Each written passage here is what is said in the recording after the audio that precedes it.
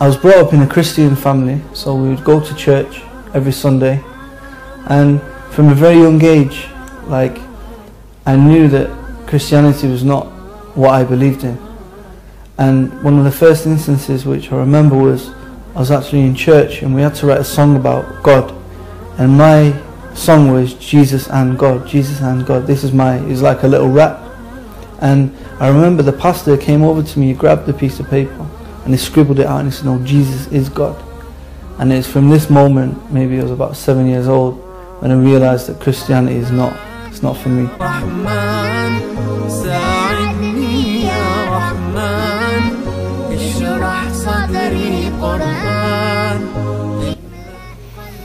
So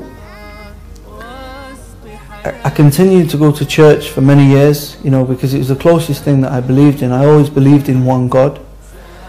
And from the age of about 14 years old, I began to work in like a social club. It was like a working men's type club, for like a lot of the English people would go there to play snooker and things like that.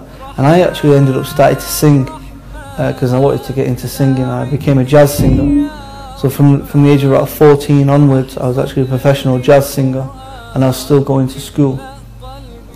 Now, my parents decided that they didn't want me to go to a local school because it was quite a white area, there's a lot of racist people there as well. Plus the education wasn't that good in that area, so they sent me to the other side of Manchester, to Hume. And in this school, it's quite a mixed school. You have people from different backgrounds, a lot of Africans there, a lot of, people from the Caribbean, Asian people, different people. So there's a mixture of different nationalities and cultures and religions. So it was a good thing for me to go there.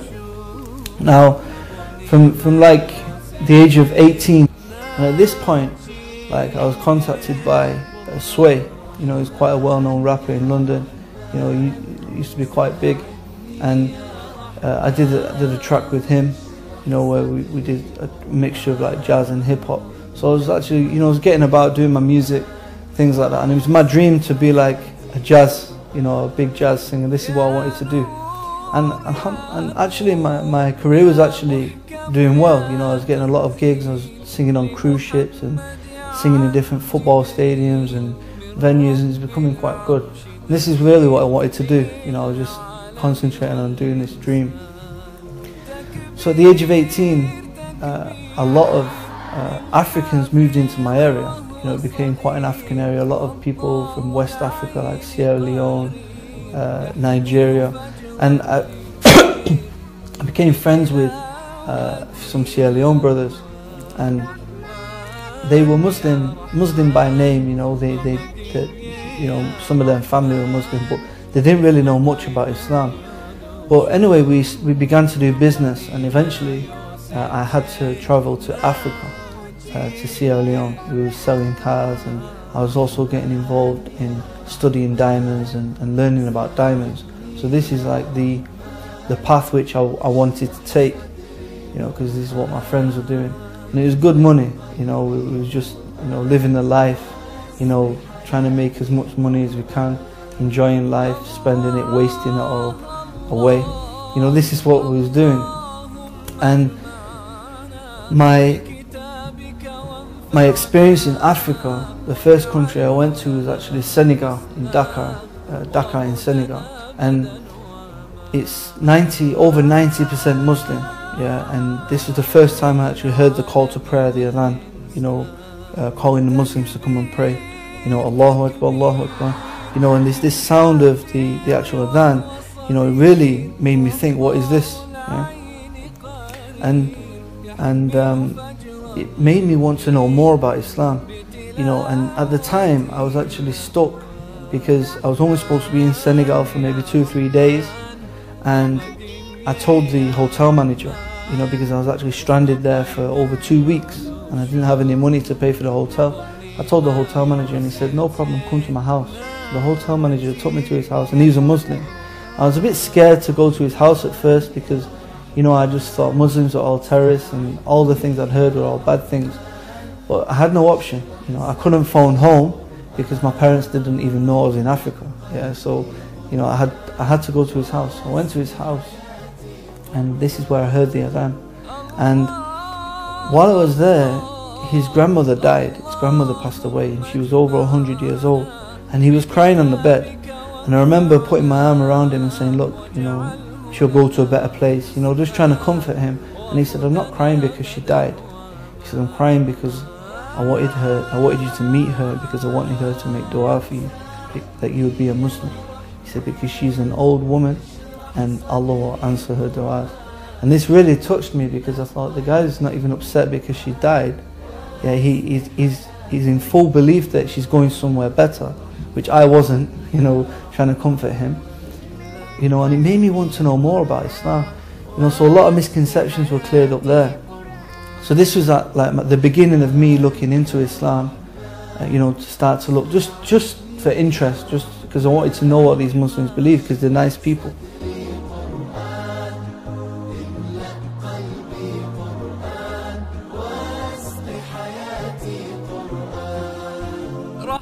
For many years, like my friends, they would go to certain people in Sierra Leone who was dealing with witchcraft. They was dealing, you know, they have different names for it, like juju or voodoo. You know, they'd be involved in these rituals where they would be contacting the unseen world, like the jinn, for help. You know, so they ask the jinn to go and do some things for them, you know, whether it's in business or whatever they're doing for protection, you know, and they was getting involved in this. And this became very real to me, you know, I believed that the world of the jinn existed, you know, because the things I'd witnessed in Africa and even in London, when I was staying with my friends in like South London, like, you know, this is happening, that I believed in it, you know. And when I came back to England, I told my Libyan friend, I told him what I'd witnessed in Africa about all this juju and these, you know, these supernatural things happening. And he said, yeah, in Islam we believe in this, but this is illegal, you know, you're not allowed to do this, you're not allowed to communicate with these things. It's illegal in Islam. And he showed me a lecture by Dr. Bilal Phillips, which explained the world of the jinn. And this actually was the beginning of me actually maybe believing that the Quran might be from that God which I believe in.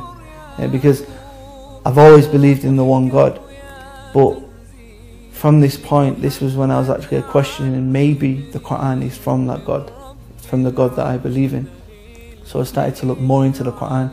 And finally I began to believe in it, you know, start to believe in Islam, start to look into it. And I started to pray in my own way. You know, I fasted the month of Ramadan in my bedroom at home, yeah. And it wasn't until about 6 months to a year later I went to Egypt, Cairo. I went to see a friend of mine in Cairo, and I went to the first mosque, because I'd never been in a mosque before, because I was quite scared of going in mosques. You know, again, I had a lot of misconceptions in all this. I was scared to go in the mosque.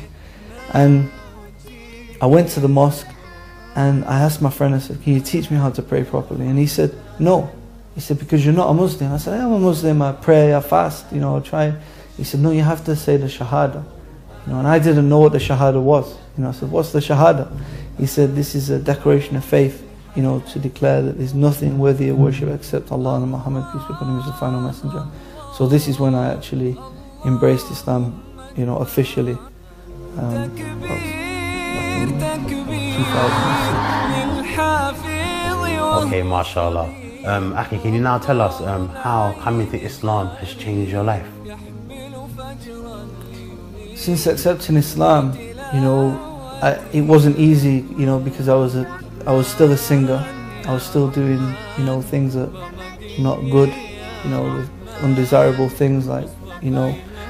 And it's not easy just to give all that up straight away. I mean, many people, that's it, you know, they just give it up and it's out of their life. But for me, I couldn't do it. You know, I wasn't strong enough. My belief wasn't enough just to leave that life straight away.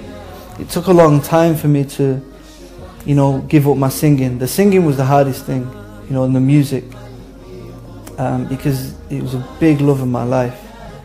But eventually, you know, I just stopped singing certain songs, stopped listening to certain music, and eventually I just found that the circles, the brothers who I was with, the friends I was keeping, you know, eventually I just gave these things up. You know, it wasn't so difficult.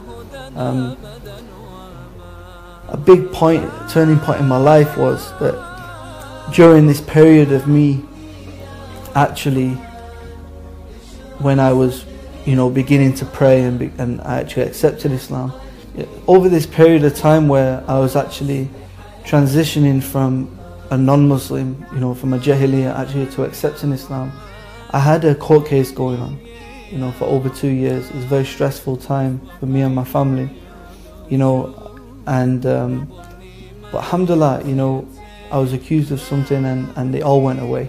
The day the court case was about to take place, it all got cancelled, and I always remember, like, I was coming down the court stairs and my dad said, that was the jinn that protected you.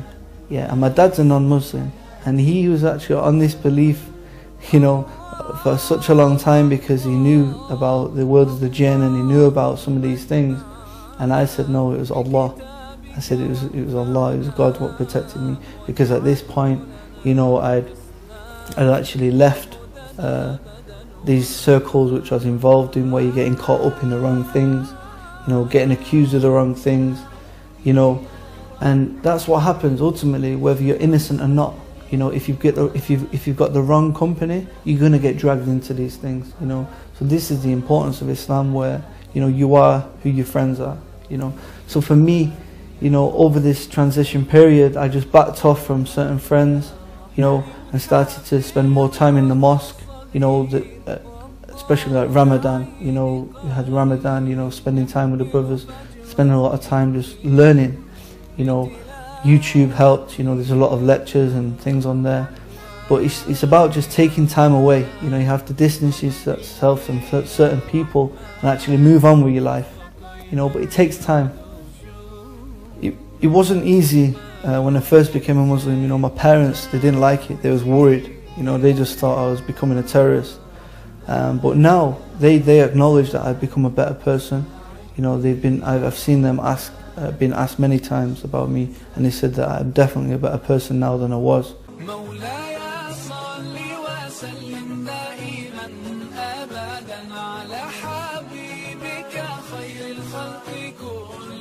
I'm hoping that I'm a better son and a brother than I was before. But I've become more involved in the community by telling people about Islam, actively involved in dawah, telling people about Islam, doing talks in the universities and different things like this.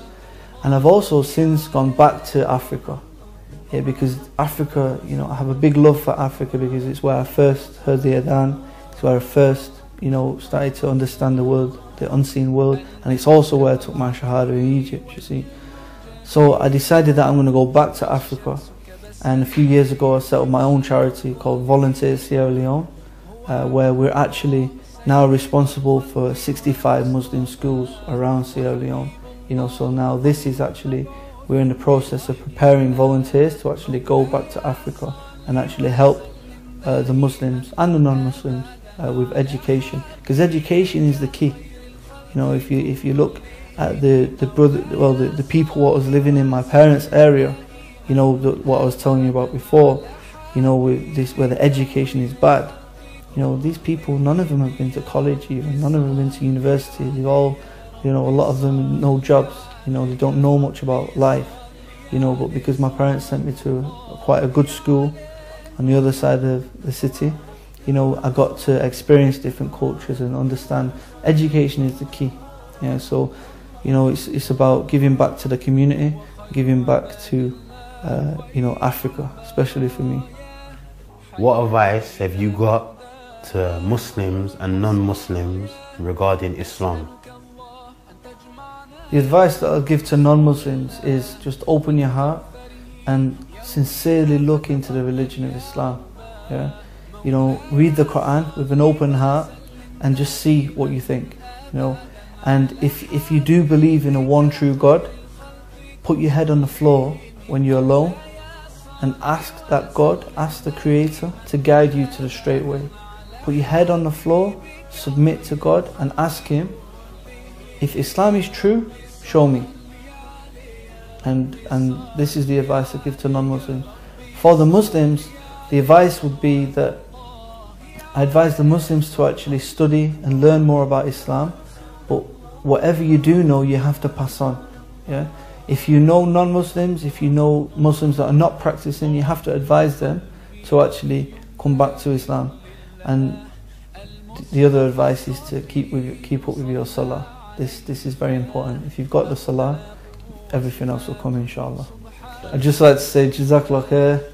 Thank you for Roadside to Islam for inviting me on the show. Jazakallah khair. Assalamu alaikum.